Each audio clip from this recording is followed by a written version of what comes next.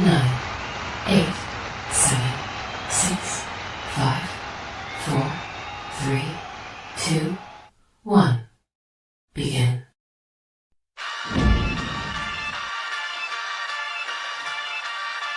In the city of Philly, where the birds take flight, Eagle swag on the rise each and every night.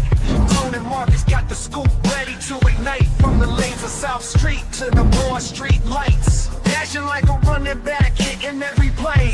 Blind guys in the zone, never led astray. Talking touchdowns, talking game day. Huddle around the mic, hear what they gotta say. Fly like an eagle soaring in the sky. Tone and Marcus always standing by, bringing their heat, call it do or die. Philly squad, hear the battle cry. Fly like an eagle soars in the sky. Tone and Marcus always standing by, bringing their heat, call it do or die. Philly squad, hear the battle cry.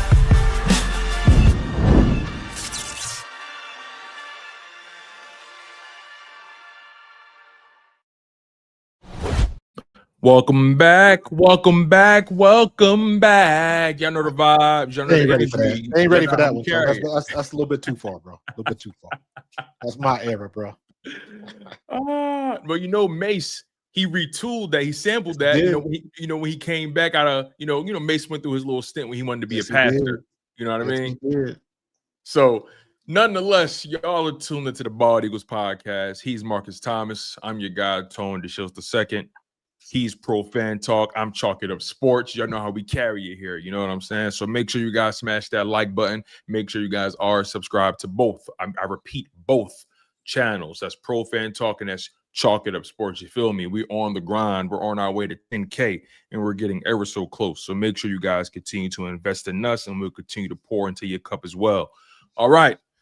Let's not waste too much time here. We're going to keep the show tight. The goal is to get in and out in about an hour. Yes, sir. So, Marcus, where do we begin? We had a couple days to reconcile with what happened on Sunday. The Philadelphia Eagles blew a 21-point lead to the Dallas Cowboys. They deserved every bit of that ass kicking. And before we went live, I told you that I just got finished watching your breakdown of the offensive line play. For those of you who didn't watch it, definitely go check that out. Again, Pro Fan Talk. Go lock in on that. He's giving you film breakdowns. He's giving you analysis. He's giving you passion. He's giving you that legit, full-fledged experience that he brings to the table. Marcus is former NFL running back for the Philadelphia Eagles, the all-time leading rusher for Eastern Kentucky University, running back in the Canadian Football League, running back in the World League. You are a champion in the Canadian Football League too, right? Not the CFL, no, just World League. It's the World League, right? World League. So he has one, and he knows what good running back play looks like. But again, I was watching your breakdown of the offensive line and Saquon's performance, and break down what you saw. For those who maybe didn't get a chance to watch the video, and again, make sure you guys go watch it. But Marcus, just give me an understanding of what you saw from that Eagles offensive line on Sunday. On almost every run play, I would say on every run play, there was an execution failure by somebody on that line. And usually that failure was the guy that was making the tackle. There was one play, the buzzword this week is the 5-man front. They weren't ready for the 5-man front. They didn't know, Dallas was going to do that, even though Dallas has showed in the past. Now, I will say this, not a lot, but they did show it like 2-3 games ago. But in any case, it was a 5-man front. Mm-hmm. There's a man shaded on the center, and then there's a man in the guard tackle gap to our right. Tyler Steen and Fred Johnson both pull. Cam Jurgens goes hard to his right to pick up that man, and I'm like, there's no way he's going to get that block. That guy ends up making the play. And when I saw that, there's no way that Cam Jurgens was going to get that block. So what I'm thinking is, when Dickerson says we didn't prepare for that, I believe him. Because blocking it that way when you got a man head up on you makes no sense. That's like breaking rules. If you got a man head up, there should be an audible or something coming down. I really would like to check in with Barrett Brooks because he would, be the expert in that regard. But it just looked to me like if there's a man in the gap and both your guard and your tackle pull away from him, he gets in there free, and it's like he damn near getting the handoff. And you can't do that. And it was something like that on every play. There was plays where guys were crossing your face and we wasn't getting the block. And that's the golden rule. Whatever your assignment is, if somebody crosses your face, you got to take them. You have to take them. Yeah. And again, and I say this all the time, for all of those people out there, Saquon done lost a step. Saquon got the yips. He ain't doing the same. Play Tank Bigsby. Stop it. I don't care who. I don't care if it's Bo Jackson from Tecmo Bowl. If the people up front are not doing their job, I don't give a damn who your running back is. It does not matter. I agree with you. Fighting, making people miss just to get back to the line of scrimmage, and that is a damn shame. So when all the people talking about all that one play, he went outside, he should have hit the hole. I'm like, no, you don't know what running backs are taught. You're taught to follow your pulling guard. He is your lead blocker because any other time when you leave your lead blocker, you get your head blowed off. So you stick with your blocker. Yes, he missed the hole because he was going where he was supposed to do, doing what he was supposed to do. That's how they practiced it. Because the one time he leaves and he cuts up in that hole that you saw, he'll probably get blown up. And then it was like, well, why didn't you follow your blocker out there? So I know what it looked like. Mm-hmm. And I agree. I wish he would have made that cut. He probably could have got a 5 or 6 yard gain. But I understand why he missed it because his eyes are on his lead blocker, which is where they are supposed to be. So there's a lot of blame on the offensive line and their performance. I still think there's a lot of blame on Kevin Patullo. But at this point, it is what it is. Yeah. He's going to have to get better. He's not getting better. One way or the other, we gonna have somebody new. He's not getting better. Because here's the thing, right? He is who he is. He's smug, he's arrogant, he plays in your face, he pissed on you telling you it's raining. And I think they know in that building, in particular the players. Absolutely. I think they know he ain't got it. They leaking. I think they know he ain't got it. I'm listening to the comments now. They leaking. You know what Jalen Hurts said? Jalen Hurts said, I got to do more. He said, I got to dig deep and do more. What you going to do? He said, everything that went wrong is everything that was in our control. And yeah, you fumbled twice. Obviously, you don't want to turn the ball over. You don't want to do that. And every time they turned the ball over, it just took the air off the sideline. But it gets to a point where you gotta pay it. You gotta look at the problem in the mirror when it's right there. You gotta look at the problem when it's right there. It's right there. Yes, the offensive line is public enemy number one. If there was a Philadelphia's most wanted list, the Eagles' offensive line would be one, and Kevin Patullo would be number two. It would be Cam Jurgens. Damn. Dickerson didn't have a great game. Cam Jurgens had a bad game. Tyler Steen had a bad game. Fred Johnson had a bad game. They were awful. Everybody was off. Mailata was good. The unit was awful. Yeah. The unit as a whole was awful. And I'm not even gonna get into tight ends. They might be public enemy number 3. Again, I'm with you. Offensive line, that's the root. I think that is the root of their issue. I agree. Because if they were running the ball better, we probably wouldn't. Sure, like we'll probably only be talking about the inconsistencies of the pass game. But maybe you wouldn't even see it as much because you're able to run the ball so well. But here's something that I have not considered. Mm-hmm. Cam Jurgens is terrible right now. And I'm going to assume that he's hurt. And the one thing that I have not considered is why Stoutland has not played Brett Toth. Has Jeff Stoutland fallen off? No, not at Is all. there a point where the game passes you by as a coach? I don't think so. And the thing is, I'm only asking that question because it's so absurd.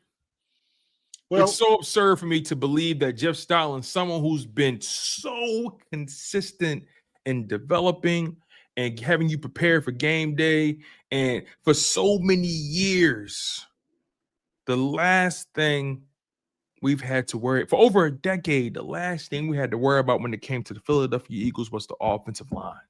yeah, but that only goes so far. That only goes so far. You got, I mean, So do you think everything we saw, everything we've been seeing from this offensive line is strictly execution and personnel related? yes. Because I can't say Because I can't blame I can't say it's a lack of talent. This has to be purely lack of execution. Let's Which makes me wonder, what are they doing all week? let's get through the jargon and the gibberish and the coach speak that everybody gives you. We got to do a better job of coaching. Players say we got to do a better job of playing. Everybody says it's on us. Mm-hmm. And to a certain extent, it is. Because you could show me how to shoot 1,000 free throws. But until I'm in a game situation, after I've been running up and down the court, somebody done pushed me down, some stepped on my ankle, stepped on my finger, all of that type of stuff. Until you are in that situation, you do not know how you are going to respond. That is what practice is for. So when you get into those situations, however it comes at you, you are ready for any eventuality. So when I see them blocking crazy, when they got a 5-man front and they're doing things that doesn't make much sense, I agree with you. Stoutland is too smart for that. So again, when Dickerson says we didn't prep for that, I believe him. Now you fall back one layer again. That goes on the coaches. Why weren't you prepared for that when they was running a 5-man front 3 weeks ago? Why weren't you prepared for that? So that's on Patullo, and more importantly, that's on Sirianni. But when you get in the game, take the 5-man front out of it. Let's just look at when people were getting beat across their face, when people could not hold a block for longer than a second, things like that. There are going to be mistakes. Coaches make mistakes every game. Players make mistakes every game. Jalen Hurts is going to have bad throws every game. But what? But take it a step further, Marcus. But you got to adjust. You got to adjust. But even that is a throwaway, because even if you adjust, adjustments don't mean nothing if you don't execute them. So at this point, it's just a chicken and egg thing. Correct. The guys, at the end of the day, as bad as we thought the offense looked, if we don't fumble the ball twice, we win the game. If Zach Bond catches that pick, the game is over. After that, after he drops that pick that hit him in the hands, they went down and scored. Then we missed the field goal. Then the bad part about it is the failure of the coaches and things of that nature get overshadowed by shooting yourself in the foot, because that is a real thing. Because if all of those mistakes didn't happen, it would be different. I saw 1 or 2 bad plays. Yes, it's holding on Jalen Carter every damn play, but they ain't calling it. So stop bitching about it. Stop bitching about it. Jalex Hunt got a Fred. It was Fred Johnson. The defensive end for Dallas got in and got a tackle. And I was like, how could you get beat like that? And he in a wide 9 technique. But when you look at the play, it was hands to the face that didn't get called. So I say all that to say penalties are going to happen. Penalties that don't get called are going to happen. All of that stuff is even, because if you really go back and you look at the tape, and if you were looking at it from a Dallas perspective, they would have the same issues. They would have the same issues if Dallas is looking at that first half. What the hell were you doing? They have the same issues, but at the end of the day, the team that makes the least amount of mistakes is usually the one that wins the game. Absolutely. Jalen Hurts, he took that 1 sack, but guess what? Why you calling that on what was that 3rd and 2? Yeah.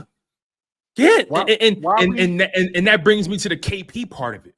Because he back to has coaching. zero fucking feel, Marcus. It seems like he's just calling random plays on the sheet. That is prime real You're estate 3rd and 2. for an AJ Brown quick slant. Or prime real estate for it's 3rd and 2. I'll take my chances running the ball with Saquon right there, and he could get me 1 yard. He averaged 3.3. If he can't get if he can give me 1 yard, hey, we tush pushing this bitch. Yeah, exactly. Like understand where you are in the game. Yeah, you got bailed out by the defense getting that goal line stop. You got bailed out. Yeah, you're moving the ball. Didn't do nothing with it. It's 3rd and 2. 3rd and 2. Why are you dropping back in the shotgun? And again, even if you're gonna drop back in the shotgun, that ball should be out quick. That should be a quick pass. We don't have to. There is no reason why he should be standing back there in the pocket. Or even, you know what? Or even, you know what? Hey, Jalen Hurts, the game is on you. Quarterback draw. Go get that first down. I know he getting it. I know he getting it. Yeah, but even if you looked at that rush, they were looking at that. Look at how tight they rushed. They did clog. You're right. They clogged the interior. They did. They were expecting that.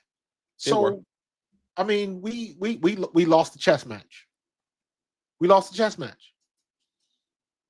And there's some things that this is when I look at the situation and I'm like, you know what? If you can't think of nothing else, you find the best receiver on the field and throw him the ball, period.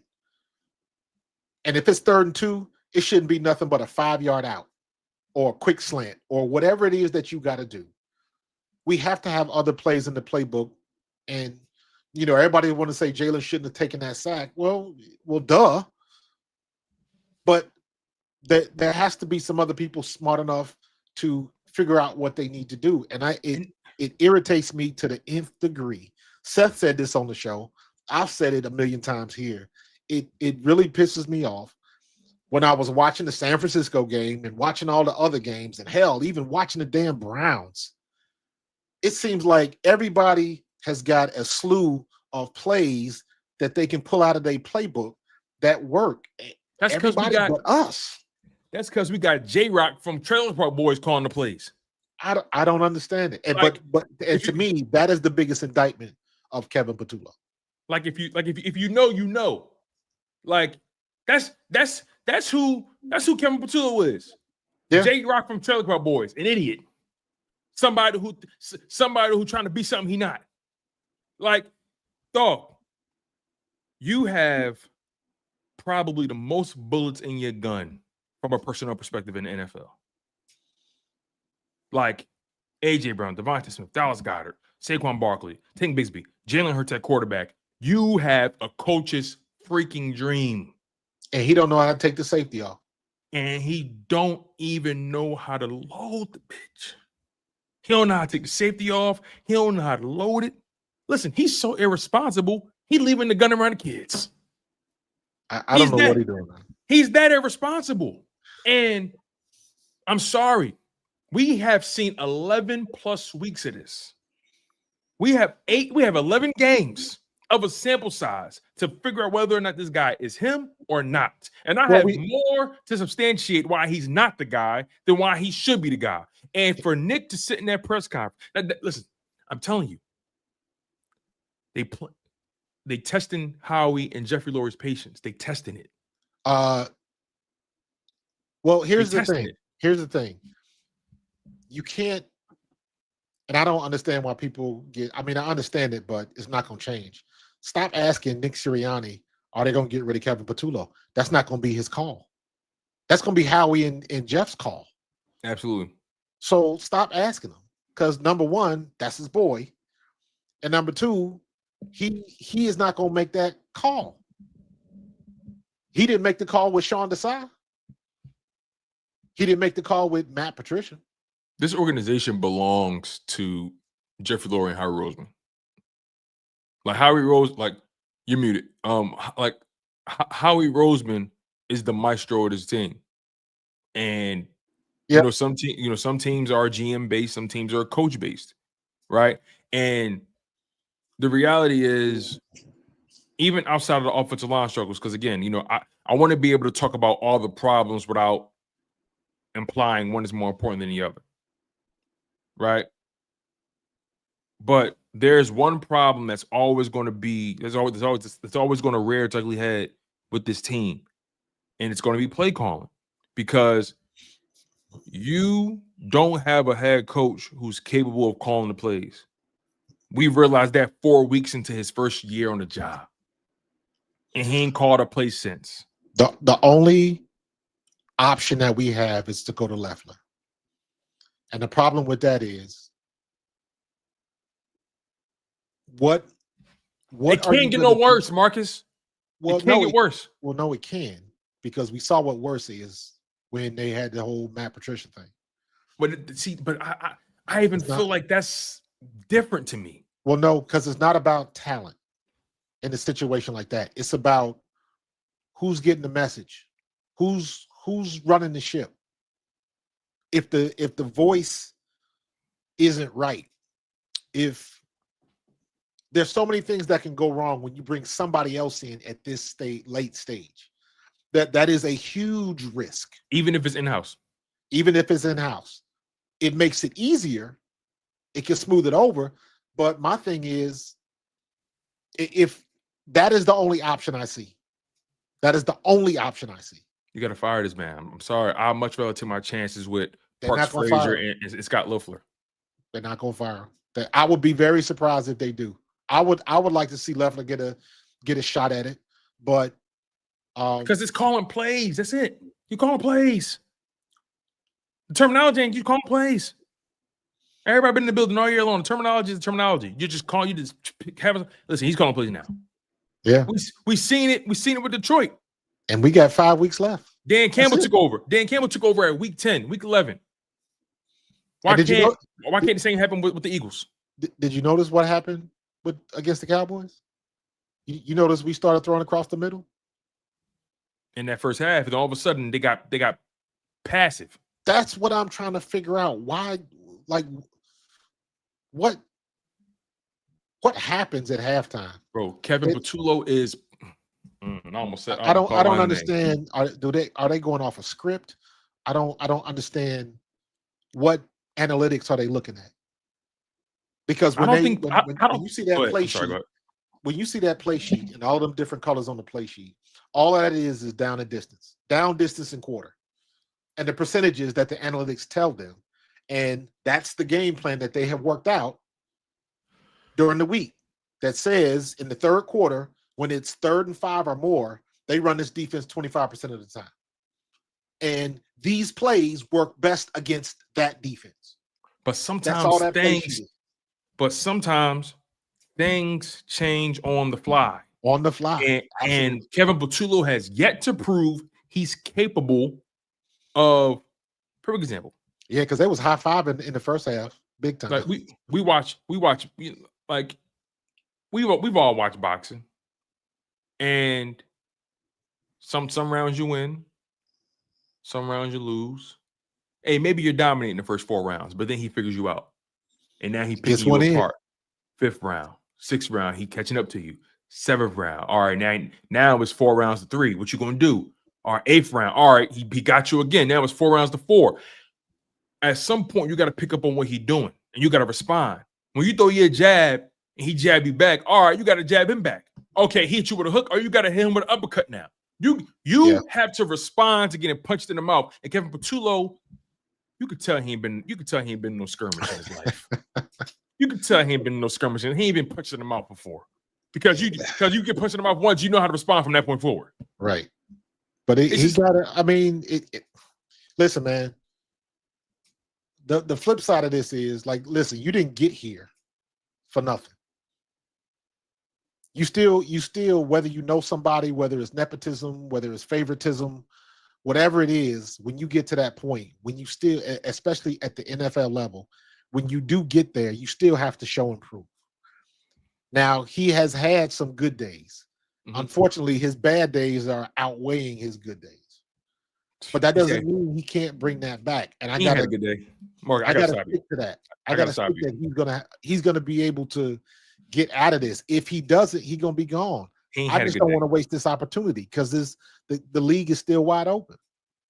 Marcus, he has not had a good day at all year. He's had good halves, good quarters. Good point. He's never had a good day. Good point. He's never had a good day against a good team. He had a good shift. He had a good shift. You know what I mean? He had a good shift. I think if there is a change, it's gonna come from Howie. Nick Sirianni ain't gonna do it. Of course he not. I mean, it's always gonna come from Howie, but I could see Sirianni going up there and saying, "Hey, we got to make a change," and then Howie pulling the trigger. But this is gonna have to come from the top. He too loyal. Exactly. Sirianni too loyal. Exactly. I'm not, but I don't look at that as a knock. It's not a knock. I don't look at that as a knock because that's not his job to do. Right. That's Howie's job to do. So I'm not gonna put that on Nick. Mm-hmm. I'm not gonna put that on him. This is Howie. This is why you make the big bucks. Howie, this is why you are considered to be the best in the league at what you do. This is a good point by Markelly Green here. I forgot it was a short week. This is a good point. Correct. I don't think they make the change on a short week. Yeah, you're right. You're asking for trouble if you do that. So now we have 4 weeks of football left.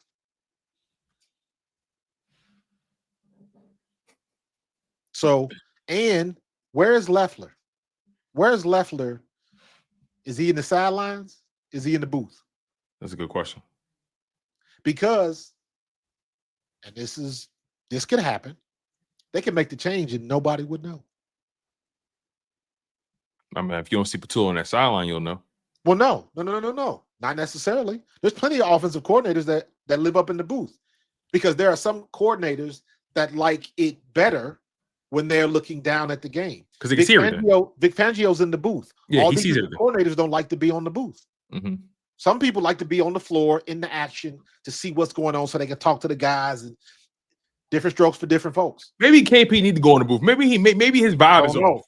Maybe he need to separate himself from the vibe. It is not out of the realm of possibility for Leffler to be calling the plays down to Kevin Patullo, which means he's calling the shots, but Kevin Patullo's still on the sidelines. So to us, ain't nothing changed. What do you think those conversations are like? No, like beef, like really try to put yourself in those rooms. Try to pretend you're a fly on the wall. If you Nick Sirianni and Patullo and y'all in these rooms talking about the offense with the offensive guys, let's just say Hurts, Patullo, and Sirianni are in the same room and they talking about the offense. How do you really think those conversations are going? Behind closed doors, no cameras, no mics, no nothing. Really try to put yourself in. Who do you think is the most pissed off in that room? They looking at the film and they're shaking their head like, fuck. We ran this 8 times in practice. And he does this in the game. That's what coaches do. Oh, AJ never jumps off sides. What the hell? That's what coaches do. I didn't teach you to do that. Who taught Saquon how to fumble? That sounds like deflection. We all know they made their mistakes. I'm telling you, when you are in the meeting room, because you remember there is no conversation that happens in a vacuum. Right. That conversation is based on everything that you have experienced during that week at practice, last week's game, everything that happens. So there is context to whatever conversation you're talking about. Okay. Usually, if you in the film room, you watching film and you like, dude, what the hell? We didn't practice this way. We didn't, or like Dickerson said, we didn't think they was going to show us that look. That's my fault. It's different ways that you can look at it. What I think they're going through, I think they're looking at the film as like, we didn't practice this. I ain't gonna hold you. Why is he playing like this now? Like, keep that shit to yourself, Dickerson. I don't want to hear that shit. So, I'm sorry. Keep that to yourself. Don't you ever see you wasn't prepared for something in front? Like, I'm sorry. The way that happened. No. That's not it. Let me be honest with you. That's not uncommon. I know it's not, but I don't want to hear that after that kind of loss. Oh yeah. I don't want to hear that. You take the good with the bad. Because it seemed like y'all not prepared every week. Nah, I don't agree with that. It seems like that somebody ain't doing their job every week. Which means what? They're not prepared. That ain't got nothing to do with preparedness. I think I know. Okay. That ain't got nothing to do with preparedness. That goes back to execution on the field. They were prepared in practice. Because I can give you all the answers to the test. If you still fail it, well, damn. Exactly. I prepared you, but you still failed the test. Still failed the test. You still flunked. If you had to divvy up a percentage of the blame, personnel versus coaching, how are you breaking that up? It's always. And I know it's a vacuum question, but yeah, and in my opinion, I'm gonna say 75% of the time is personnel. 75% of the time, the guys on the field are not getting it done for whatever reason. Now you can roll that back. And you played this game, so I'm gonna defer to you in that regard. Because there are situations where you're looking at coaches like, why the hell are we running this defense? Why are we doing this? You got somebody like Jalen Hurts in running quarterback. Why ain't we doing RPOs? Why are we always dropping him back? How come we're not running Saquon outside? Those get into the scheme. Like, what are you trying to do? What are you trying to accomplish? Why do we keep running this screenplay? It's not working. Why do you keep running it? Those are the questions you ask. But there are most of the situations, the guys on the field, when you engage, when Fred Johnson is engaged in the block and he gets beat, that ain't Patullo's fault. Yeah, you don't coach that, obviously. Correct. Now, again, when I see the play and it's a man in the gap in a 4 technique that is, and the guard and the tackle pull and leave this guy free, and Cam Jurgens is supposed to get over there and make that block, that doesn't make sense. That, to me, is coaching, because what you had planned against that scheme doesn't work, and you let it go because offensive linemen can call audibles. That happens all the time. Why you think they stand up and always pointing and all of that kind of stuff? The center is running the show. Now we go back to Cam Jurgens. Cam Jurgens is not playing well. Call him hurt. I don't know what the situation is. Maybe he hurt, but he's not seeing it either. He turned style, bro. They using him. They using him and abusing him. I'm talking fire and desire style. And everybody that's watching the tape is going to do the same exact thing. They'd be crazy not to. I'll line up right over him. He's soft. Absolutely. I'm going right over him. He's soft. What do you think is going to happen next week or when we play the Bears if Adoree Jackson is going out there? But he got a concussion. He may not play. He might not play. My point is when Keely Ringo was out there, guess what they did? They went right at Keely Ringo. When Adoree Jackson was out there, the first time he got beat by Pickens, they went right back to him. You run it till they stop it. And we are the only team that does not do that. If A.J. Brown got to have 8 targets because he is dusting his man, then let him have 8 targets.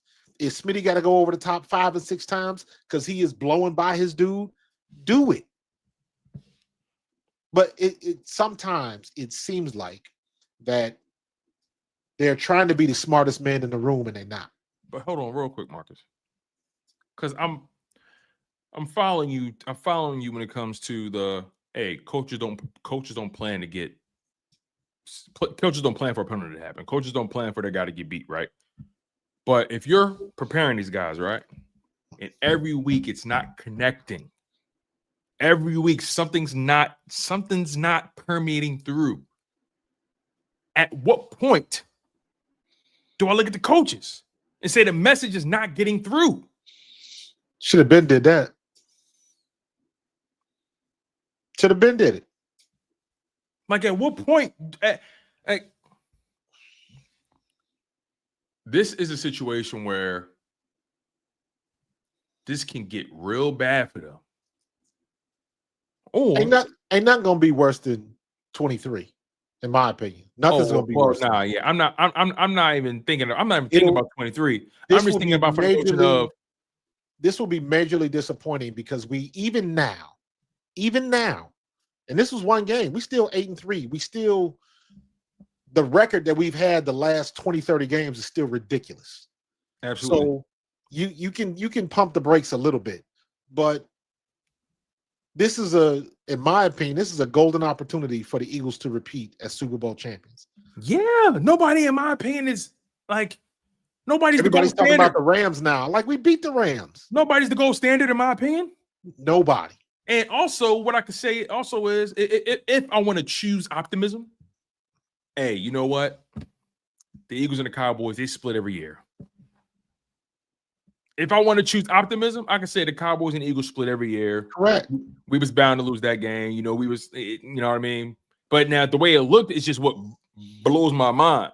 Yeah, you don't like it because it's like, you know, it's like feeding your kids liver. They don't. It ain't good because it's the Cowboys. Because again, if I want to choose optimism, hey, we split with them every year. Hey, move on, y'all. We got the Bears, then we got the Chargers, then we got the Bill. Like, you know what I mean? Like, and the thing is, like, I still believe in the personnel.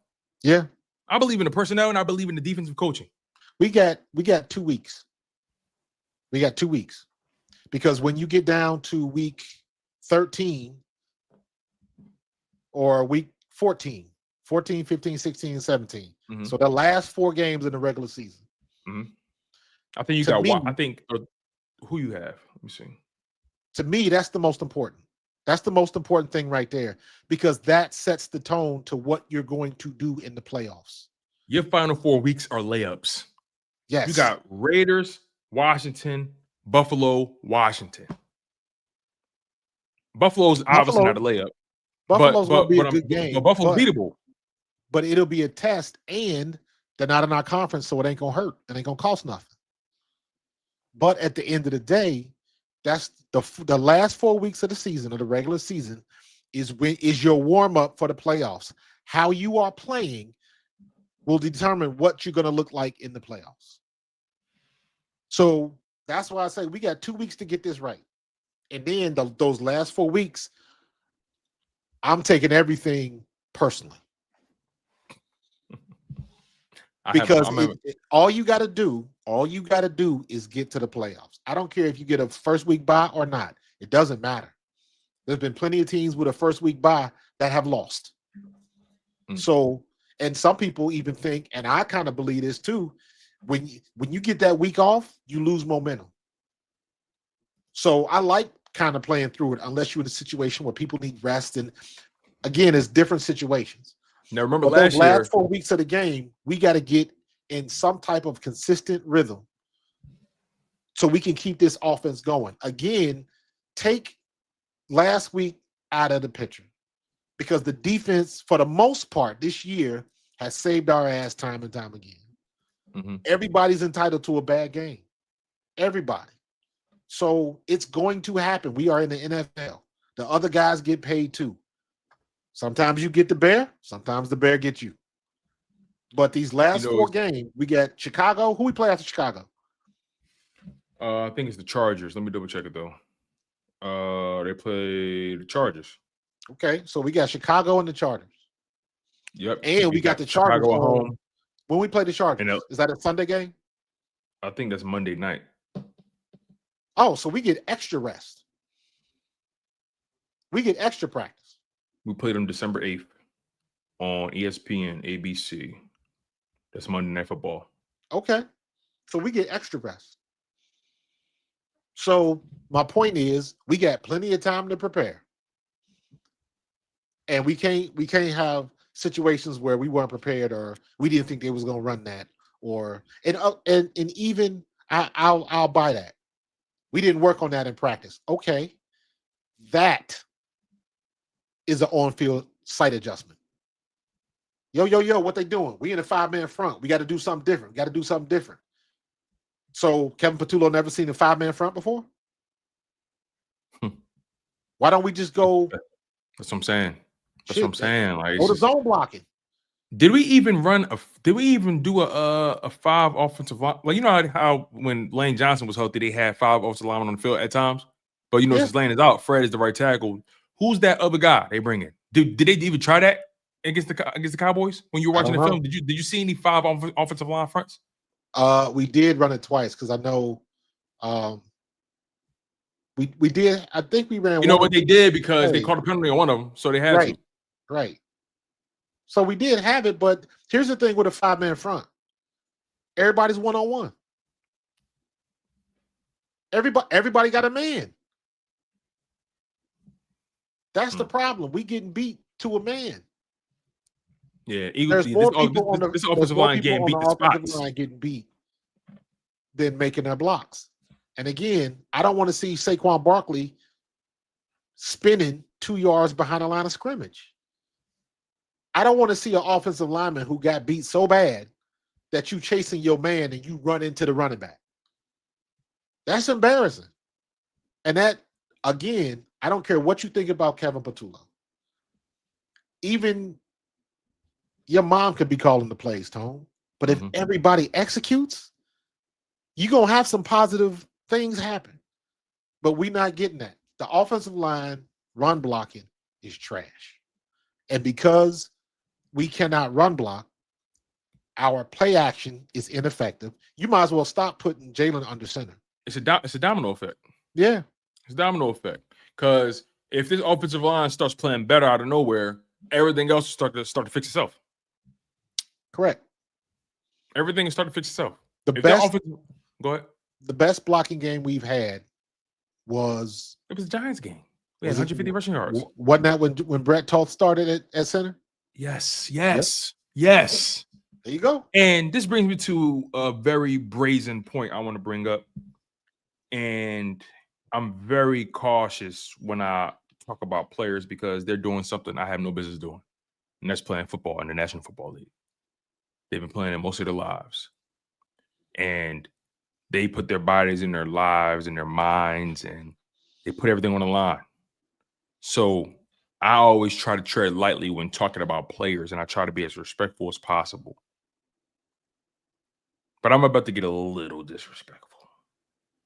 Just a little. As long as it's the truth. Hey, Cam. If you're not healthy and you can't play, get the fuck off the field. If you ain't ready, if you can't hack it, sit down and put somebody in there that will. Put somebody in there that's ready, that's healthy. That's that one. Stop. You're a liability. You're a liability. And you have a guy in Brett Toth who sucks at left guard, but at center, he was pretty solid. Damn solid. And he's healthier than you. But that ain't on Cam. That's not that Stoutland. Stoutland got to make that call. Like Stoutland. Hey Jeffrey. Put the young fella in there. Put Lampkin in there. Sit him down. He is getting beat so bad.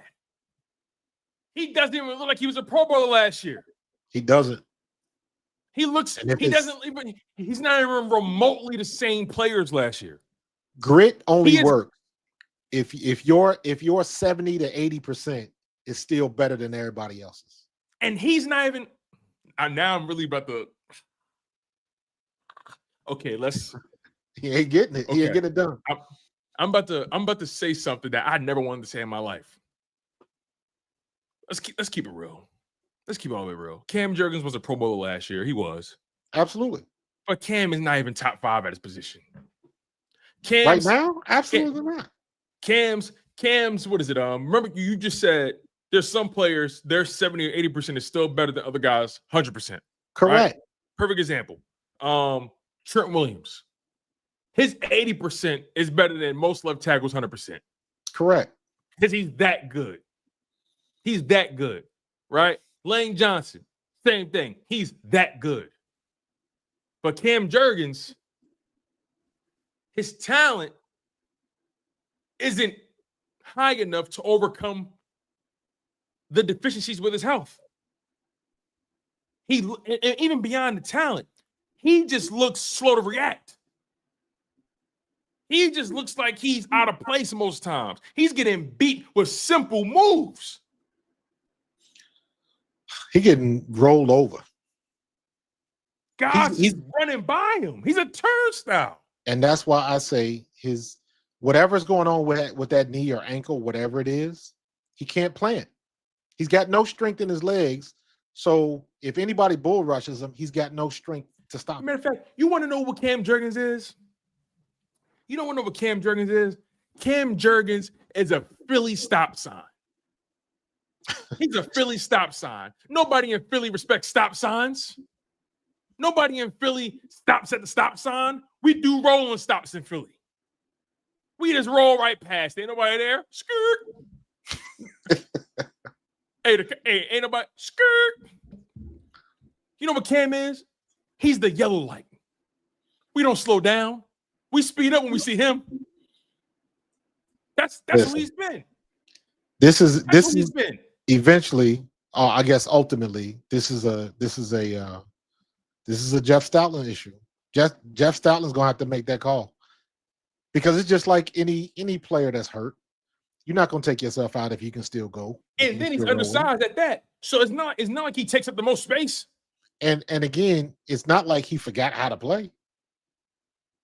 He went out there with a bad back one time and held it down for a half. So I know he can play. So it's got to be something that's preventing him from being at his best. It got to be lower extremities. Yeah. It got to be that. Yeah. So that's got to be a Stoutland call, unless maybe Toth is hurt too and ain't nobody saying nothing.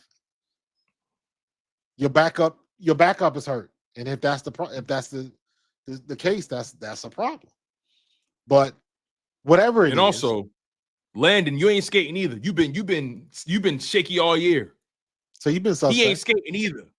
He been suspect all year long. At the end of the day, man, whoever is out there lining it up, there are expectations, and you got to meet them, because now every week is more important than the last, because we'll be in week 17 before you know it. Like that. It's already. And I don't want to be fighting, I don't want to be fighting the damn Commanders, or, taking another loss, another game where we should have won. And it's like, nah, we supposed to be better than that. So damn it, we got to be better than that. But talk is cheap. Talk is cheap. Maybe there's something to getting the ball to AJ Brown more than anybody else. Because when he was rattling off them games last year, we ain't had no problem with this. We had a coach that knew how to get him the ball. I'm not beating up the dead tree about Saquon. We just don't. The reason why everybody wants Tank Bigsby is because Tank Bigsby bounces everything outside. The longest run for Saquon was a 12-yard run that he bounced outside. We were going to his left. He bounced outside, made somebody miss who was 3 yards in the backfield, and he got around the corner, and it ended up being a 12-yard gain. The only successful plays we have is when we bounce it outside. The best runs we've seen this year have come by way of Tank Bigsby. Now, granted, he's, like you said, he's calling his own number, and he's having enough. Listen, when you're on that sideline long enough, you download some data. And you know what I think he's doing? I think he's seeing on the sideline, this offensive line is not playing well right now. Absolutely, he's seeing that. That's why he's bouncing everything. I gotta call my number. If I see something, I'm taking that. But even look at Saquon's big runs. He hasn't had many of them, but most of his big runs are on the outside. He bounced it outside. The ones where he had the other day or a couple weeks ago, he bounced it outside. The ones where he calls on number, right? Yeah. So call your own fucking number, Quan. Call your own number. Week 13, weeks in. Call your own number, Quan. Take over. You got to do something. Run out of time. If I'm Jamal Singleton, I can't even get mad at him. You run out of time. You're running out of time. Let's get to some of these super chats, man. They burn me the fuck up, man. I'm gonna be honest. They burn me up. They burn me up, man. Gotta be an even kill, man. I used to tell my kids when I coached, being angry does you no good. Because if you can't play well when you're angry, what's the point? Well, look, man. Operative word is playing. I ain't playing. I'm right here with you. You know what? I'm right here with you. My logic on stuff like this is next week is coming, and if they do what they're supposed to do next week, It don't We ain't matter. gonna worry about the Cowboys. You're right. You're right. And again, if I'm going to choose optimism, the reality is we split with the Cowboys all the time. All the time. Last year obviously was last year, but we split with them usually. Yeah. Let's just make sure we win the NFC East. Oof, yeah. Win the NFC, win the division. And remember last year, when we were talking about going into the playoffs, and even when they had a chance at the number 1 seed, we said, hey, yo, maybe the number 1 seed is overrated right now. Remember we talked about that? And, Yeah. and ultimately, and look, obviously the bye week, but the reason we said that for number 1 seed was overrated was because of the way the bracket fell. Yeah. And if that team that had and if Detroit loses, you can get the number 1 seed. You become the number 1 seed at that point. You jockeying for position. Right. So, and we said to ourselves, look, if you get the home game in the second, if you get the home game, as the second seed, you're going to have home games those first 2 games if you do what you're supposed to do. Right. So, if anything, the number 1 seed is really just about getting home field advantage in a conference championship and the bye week. It's really about those 2 games. If you're the 2 seed, it's easier to win 2 games than it is 3. Yes. But earlier we were just talking about momentum, and this team need a lot of it. We do. So, but we got injuries again now too. So, let's cross that bridge when we get to it. Yeah. Let me let's get to these super chats, man. All right. Mark Kelly Green with the super chat. He said $1.99 super chat. My man said, F it, make Dan Orlovsky the OC. Bro, I ain't even mad. Here's the problem with that. I'm glad you brought that up with D.O. because I like Dan Orlovsky. However, my man said you can't even blame Hurts for this one. The issue is most of those guys on TV, they have a crew feeding them information. That goes into the video I did today with Kay Adams and Andrew Whitworth. And also Monday morning quarterbacking is the easiest thing in the world. Yeah, Andrew Whitworth is talking about Saquon like, oh, he's got to, hit it full speed and with violence. And I'm like, clearly you're not watching the game because hitting it with full speed and violence has nothing to do with a hole not being there. Mm-hmm. Or your offensive guard losing his block. So absolutely. Darth Panda with the super chat.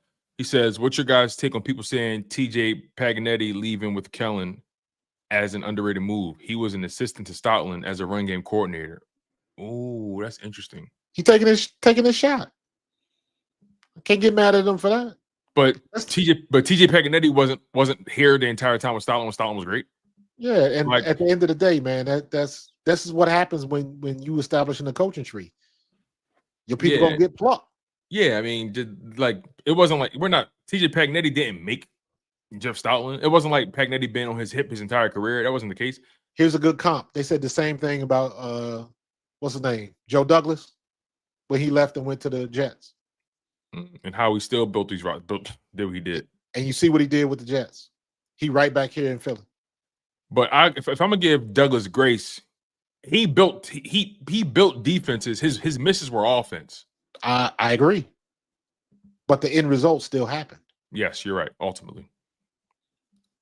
Linda Washington with the super chat. Thank you, Ms. Washington. She says Nick keeps saying that KP doing a great job at play calling, but we all see what we. Yeah, and I think that pisses me off too. See, you can still hold it down and not dick it either. Don't tell me he's doing a great job. Don't do that. It is. You can hold it down and not bloviate. Listen, at this point, he is who he is, and you got to accept that fact. Nick Sirianni is not. He loyal as hell, yo. Well, no, it ain't got nothing to do with loyal. Nick Sirianni is not Bill Parcells. Bill Parcells was loyal too, but he would tell you when you suck. Yeah. So you don't deal with people. You deal with personality. I'm telling you, to a point where Nick. Listen, remember the Eagles asked Nick last season, right before they brought in Kellen Moore, when everything went how it went in 2023. You remember that conversation? Hey Nick, is either you or is either you keep your job? Yeah, but what is he supposed to say? Or you play ball. What's he supposed to say? No, what I'm saying is, like, hey Nick, I know that's your homie. You want your job, right? Yeah, but Okay. I mean, at the end of the day, again, this is a Howie movie we talk Look, about. and I'm just talking at this point. Now I'm just spewing. Yeah, I this want is to make the that Howie very movie, clear. bro. This is all emotion, y'all. Pay me no mind. Thank you, Ms. Linda, for the super chat. All right. We got another one here. I hate when StreamYard sometimes make the star button disappear. Let me see if I can do it like this. Ah, there we are. Nope, still disappear. All right, anyway. Here we go. HP with the super chat. Let's see here. We see what we got. See what we got. Says, thank you for the $20, HP. It says here, Ellen Small here. Hey, what's going on, Ellen? Good to see you. Ellen Small here has been an Eagles fan since Jaws. I still feel that Nick nor Kevin are good coaches. Even before Kevin, Nick made horrible calls. Even in the Super Bowl, we lost to KC. 4th and 5, we make it, but at 4th and 2, we punt. Yeah. That's a good. I mean, every situation is different. So, I get where you're going with this. But I don't think Nick is a bad coach. I don't either. But I don't. But Nick is not a savant at the position. And what I mean by that is like he's not these new guys that they look for. Right? He's the type of guy like. You know the guys they look for now, the wizards, the guy that are super offensive geniuses. They call their own plays, and I don't think that's the only way to win because I don't mind CEO coaches. I don't mind them at all, but also the CEO coach, you got to know when it's time to demote somebody out of the C-suite. Out of the C-suite, you got to know when. But Nick, there is benefit in being your own man. Not listening to the noise. And that's the one thing that Sirianni has been masterful at. That is very true. Anybody in the chat, Tone, you could do this. You could rattle off 10 coaches who are so much better than Nick Sirianni and failed. That's a good point. And obviously, Nick has been fortunate to have a GM like Harry Roseman to supply him with the personnel. And the coaches obviously respond to Sirianni because after that collapse in 2023, they could have turned on him. Here's a good comp. Apropos, because we just lost to the Cowboys. You might not remember this, but I remember the attention that was made when Barry Switzer got hired to coach the Cowboys after Jerry Jones fired Jimmy Johnson. Barry Switzer was basically a nutball. He was still living off his Oklahoma days and all that kind of stuff. And the only reason he got that job was because him and Jerry Jones were friends. They were teammates. And he didn't have to do nothing. Like that team was locked and loaded. He didn't have to do anything. But I remember that's an argument I had with people, and I didn't even like the Cowboys. I was like, I don't like the Cowboys, but it is no way you're gonna sit there and tell me that man did nothing. I don't give a damn. Fair enough. They had the same bullets. Michael Irvin and let's not pretend like they had Michael Irvin and Troy and Emmett, the offensive line, all of them. But then you also had to deal with the trouble and the stuff that was going on at the White House, and Michael Irvin was doing all kind of crazy. So there was a whole bunch of stuff. Yeah, and then that team could have flipped on you after you fired Jimmy. That could have exactly. He actually came in when you put it that way. He actually came in and put out a potential fire. Those are the things that they don't talk about. So you got to give somebody like Barry Switzer some credit, just like you got to give somebody. Because I remember the talk that came out, like, how was Sirianni going to be a CEO coach? What does he do? And I'm like, clearly you've never been on the sideline. So or you have, but you're just being facetious and you just getting clicks. Everybody just wanted something to rag on. They just wanted to rip him. He's not a good enough coach to be CEO. He can't do this. He can't do that. And we just went to a Super Bowl twice. Even, let's say the bottom falls out this year. That means we still been to the Super Bowl twice in 4 years. That's okay. And things like this are going to happen. But I got to give them the grace going forward because, like I said, you still got 5-6 weeks to figure this out. You got to the end of the season to figure this out. And I'm on record saying, it's funny how one game could just change how you talk, right? But I'm on record saying they just got to get hot at the right time. Man, the best thing they should do is Jalen needs to, him and AJ, bro, you go on slant first play. First play. And then the Hey. 13th play, we go on slant again, except I'm bringing you in motion. And then the 28th play, we go on slant again. Now I'm going to hit you with a deep shot. Hurts, AJ, and Smitty, I ain't gonna lie. Hurts, AJ, and Smitty, they got to come together and say, listen, we playing buddy ball for the rest of the year. I don't blame them. We playing buddy ball for the rest of the year. Every now and then you sprinkle a little bit to Dallas Goedert.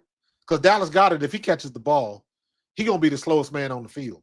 Yeah. Because he ain't outrunning nobody. At all. He look a step slow. But even beyond that, he's more of a red zone threat these days. Jordan Mailata said unhook the trailer. All them trailer wheels, all of them got flats, bro. Mm-hmm. The Joker is slow as molasses. And I even hate how they use Saquon in the passing game. They're not even creative enough with him in the passing game. Because they keep showing that damn screen. That's the whole part of your offense you're not even tapping into. Nope. And by the way, Dark Panda with a super chat here says Smitty DNP at practice today, shoulder in the chest. Well, after that catch he caught, which is one of the craziest catches I've seen all year. He'll be all right. He'll be okay though.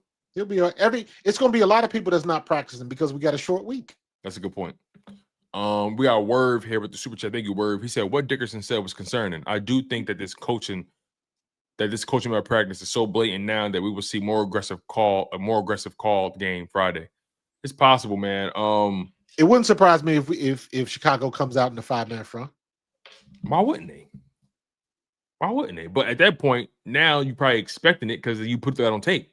So, I mean, you got to respond. At the end of the day, you got to respond. Mm-hmm. At the end of the day, you got to respond. All right, let's see what else we got here. Miss Fanny with the super chat. She says here, and thank you for the super, Miss Fanny. We really do appreciate it. She says, on a brighter note, Super Bowl 52 champion Jordan Hicks and his family came to our local Eagles fan club in Cincinnati and watched the game with us. Good guy. Oh, that's dope. There you go. That is dope, man. Fanny, where you from in Cincinnati? That's my hometown. Where you from? I know Miss Fanny live in Dayton. She's from Dayton. Oh, okay. That's right. Yeah, I think she's from Dayton. I know she told me she live in Dayton. Maybe she's from me. Cheesesteak from Skyline Chili all damn day. Next time I'm in Dayton, man, I gotta give you some Skyline. Wait, is Skyline a Cincinnati thing or just an Ohio thing? No, it's Ohio. It's Dayton, Columbus. It's everywhere. All the way up to Cleveland. Because I got my grandmother-in-law's in Dayton. So next time I'm in Dayton, I gotta get that. Yeah. I gotta go check that out. Yeah, shout out to Miss Fanny. I've been longing for some Skyline cheese conies. Skyline what? Cheese conies.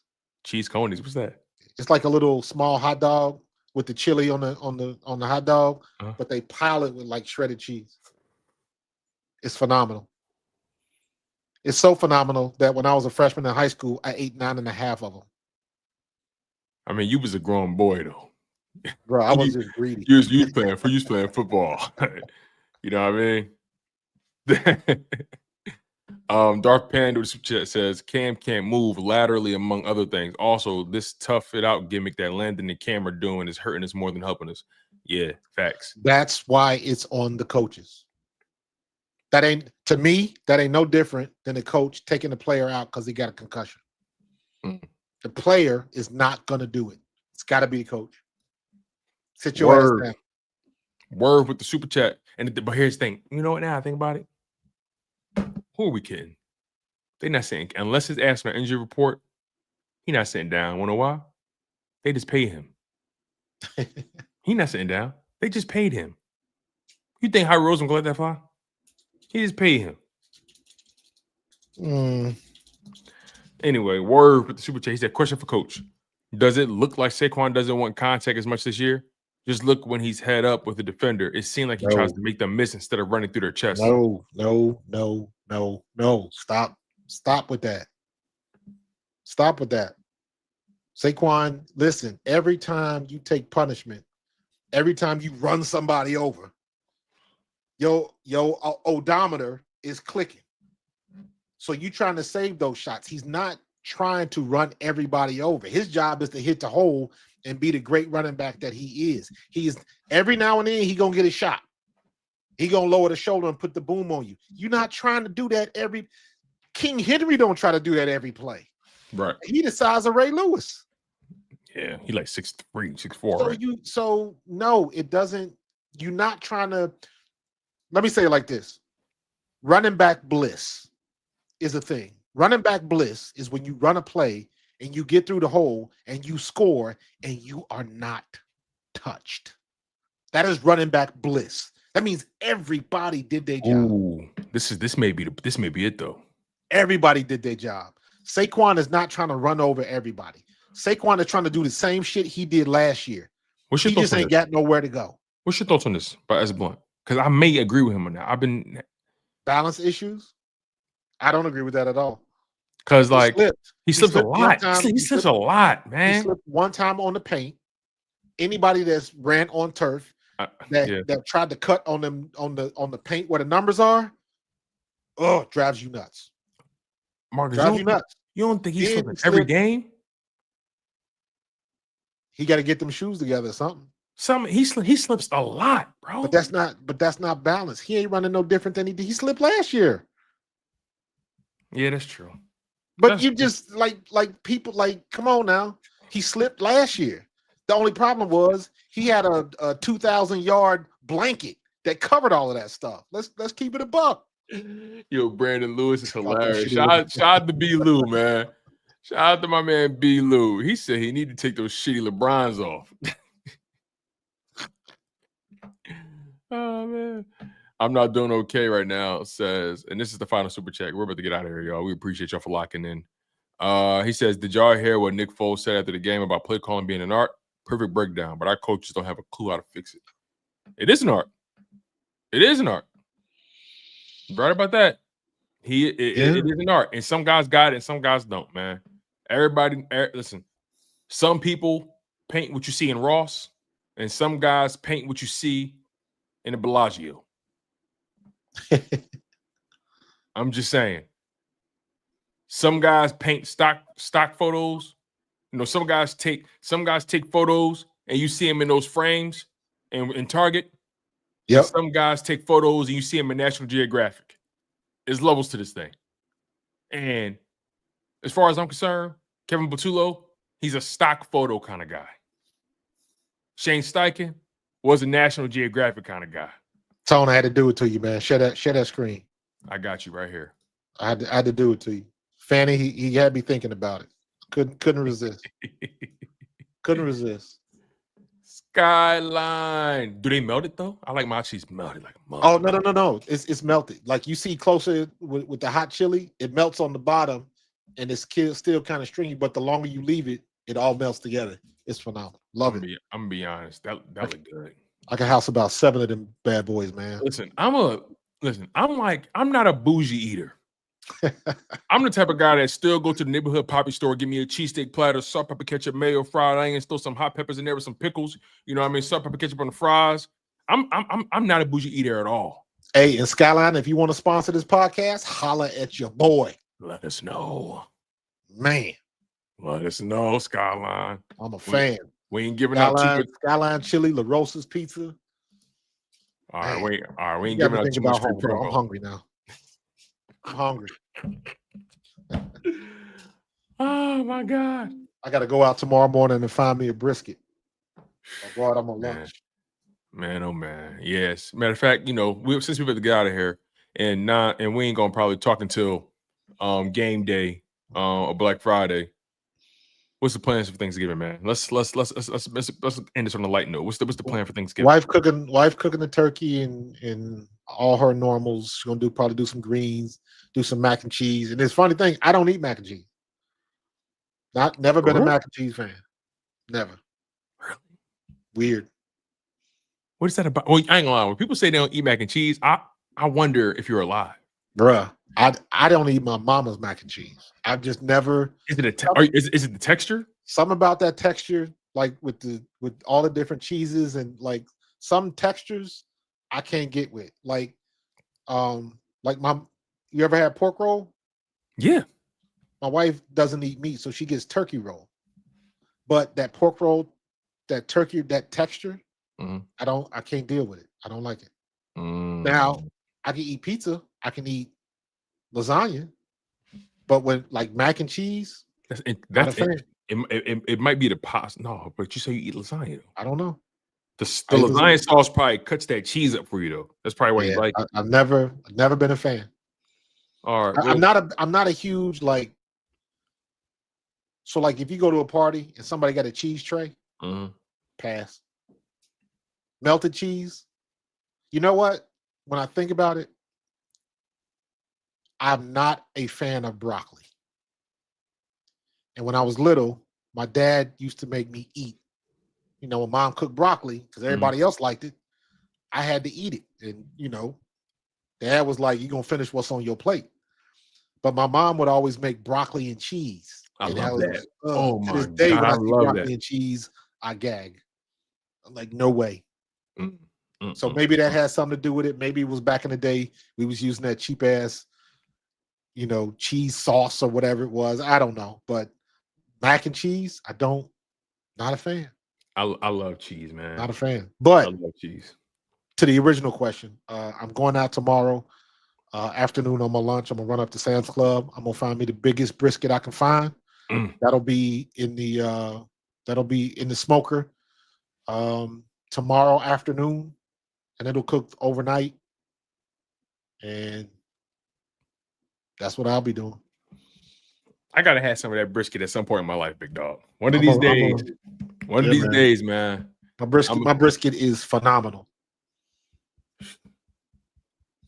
One of these days, I gotta come show you some love, man. I'll pay for the brisket. I'll see the bread.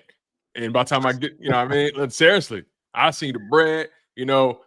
Hey, At one point, when I was still at Apple one time, Apple would do all these stuff, you know, especially during the holidays. Apple was good for this because we would be so busy during the holidays. They would just bring in food, hire people. So everybody knew that I cooked barbecue. I would be cooking ribs at home, and I would cook like an extra 2 slabs of ribs, cut them up, and I would leave them in the refrigerator at work, and people would it was people coming to work that wasn't even on shift to eat my barbecue. that's crazy. They wasn't even working a day, and they was coming in. So one time they paid for me to cook for the store. They bought me 6 12-pound pork butts.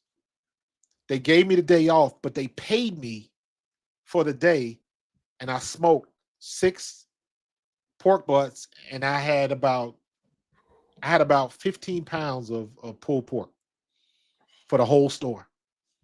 All right. For the whole store. So between my brisket, my ribs, I haven't done pulled pork in a while, but like right now, my thing is brisket and pork belly. Love pork belly. You killing me softly. We got to close this Yeah. thing out real quick. Let's make some quick Thanksgiving gang picks real quick. Just to get, we're gonna run through this. We never gonna break it Let's down. get through this quick. Yeah, we're just gonna talk about those 3 games. We ain't breaking them down. We're just gonna say who you got. All right, Green Bay at Detroit. Who you got? Detroit. I got Detroit as well. All right. Kansas City at Dallas. Who you got? Kansas City. I got KC as well. Cincinnati at Baltimore. Who you got? Hold on, I'm writing these down. I picked Detroit, KC. What was the last one? Cincinnati at who? Cincinnati at Baltimore. Baltimore. Yep. All right, man. You are lockstep. So we ain't gonna forget. All right, Lions, Detroit, KC, Baltimore. And it's straight like that. Man, we appreciate y'all for locking in the way you guys have been, man. It's been a phenomenal show. Again, man, things can't get no, let me not say that. Things are what they are. And we'll see what happens going forward.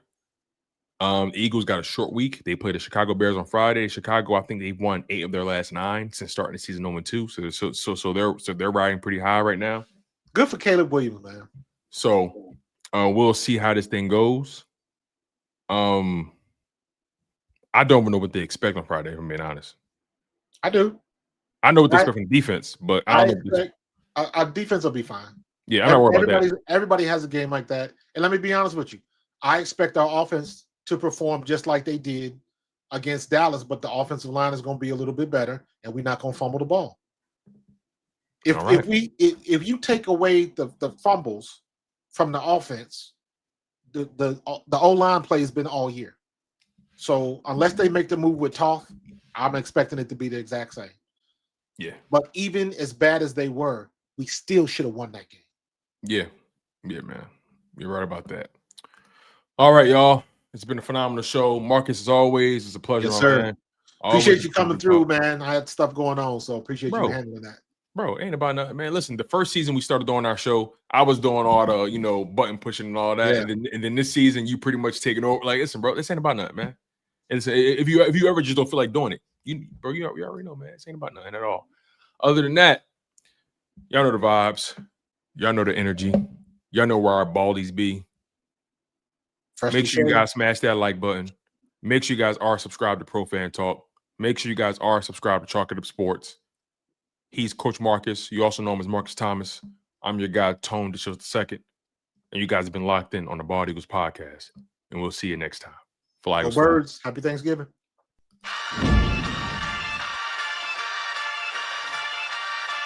In the city of Philly, where the birds take flight, Eagle swag on the rise each and every night. Tone and Marcus got the scoop ready to ignite. From the lanes of South Street to the Broad Street lights, dashing like a running back, hitting every play. Blind guys in the zone, never led astray. Talking touchdowns, talking game day. Huddle around the mic, hear what they gotta say. I like an eagle soaring in the sky. Tone and Marcus always standing by, bringing their heat, call it do or die. Philly squad, hear the battle cry. Fly like an eagle soaring in the sky. Tone and Marcus always standing by, bringing their heat, call it do or die. Philly squad.